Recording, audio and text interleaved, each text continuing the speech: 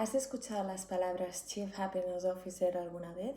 Si esto es nuevo para ti, tómate 2 minutos para descubrir sus principales funciones y la importancia de contar con un perfil Chief Happiness Officer en tu empresa.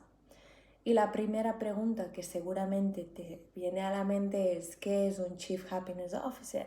Pues bien, un Chief Happiness Officer es la persona responsable de elaborar un plan estratégico, comunicativo, en definitiva un plan que incluya todos los procesos internos de una empresa con la finalidad de contribuir en el bienestar personal y profesional de todos los trabajadores.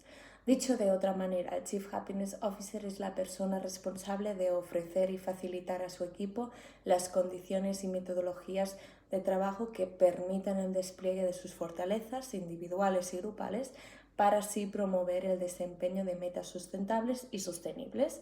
Por lo tanto, sus principales responsabilidades son la de retener el talento de las empresas mediante estrategias de felicidad y hacer un seguimiento de bienestar de todas las personas que forman parte de la empresa.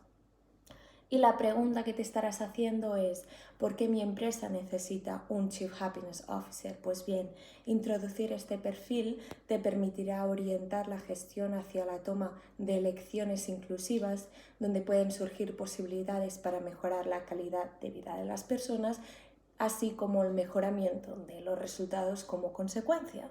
Y también te facilitará el despliegue de las fortalezas y capacidades individuales de las personas reflejadas en su compromiso y alegría con su trabajo, así también mejorando las relaciones interpersonales, aumentando la cooperación, la confianza y la lealtad. Por lo tanto, si quieres formar parte de una empresa más feliz y responsable, desde Felicicat ofrecemos este servicio a empresas que quieran externalizar este perfil. Te ayudamos en la confección e implementación de un programa de felicidad organizacional. Contáctanos.